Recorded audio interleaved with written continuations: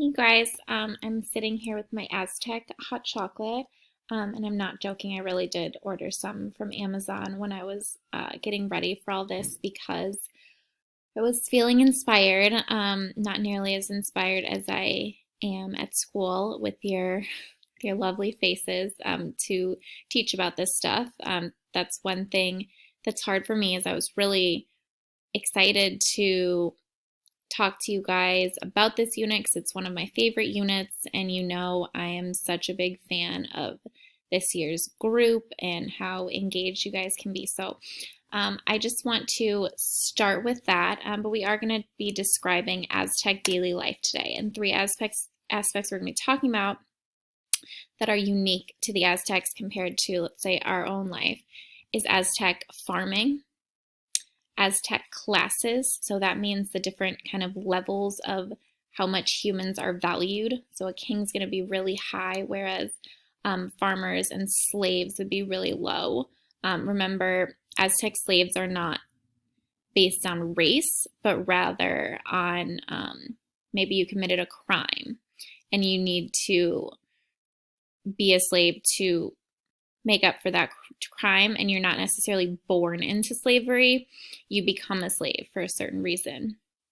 And then cacao, so that is the chocolate that I'm talking about, and it's in the form of beans.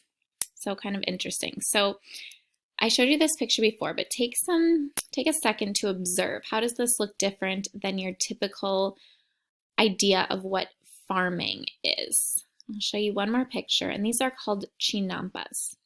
So remember that Tenochtitlan was built on Lake Texcoco, right? A city in the middle of a lake.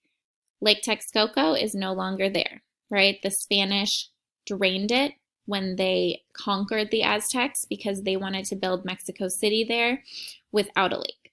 But at the time, there was tons of water. So they utilized that water to build a very successful farming community. So they could, they built it into the water. Kind of like when we talked about at the beginning of the year in Holland, they did something similar to that. So just kind of an interesting way to farm. And you are going to watch this video, very, very short. So just the big idea of it would be totally fine. Then speaking about the class society, you're going to be reading an article. And the Aztecs were, it's really important to understand this piece of their society because it was so, it's your entire life is shaped by your class, and that's how you live. So it's pretty important.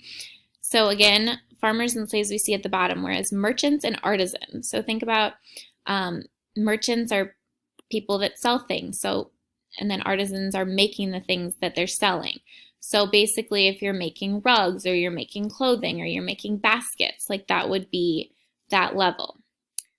Nobles, just kind of higher up families, might be kind of in government to some degree, whereas the council or the priesthood was higher. So in our government, you cannot have religion and government in the same category. There's separation of church and separation of state, so they cannot be linked, but the Aztecs were not like that. They had their religion very closely linked to their government, and then you have the high priest.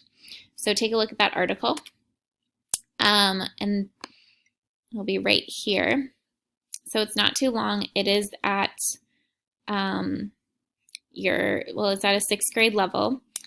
And it talks about the groups that the Aztecs were divided into. The Calpoli, I want you to make sure you know what that is. Gives little details about slaves, the artisans, the nobles, the priests, the education system, and marriage. Then you're going to watch a video about the history of chocolate. I just think this is so interesting. One thing to note is that merchants, so again, merchants were at this level, they traded cacao beans as currency. So, that was their money. So if you wanted to buy jewelry, you had to pay with your cacao beans. So if you wanted to buy food, you paid with your cacao beans, and that was money.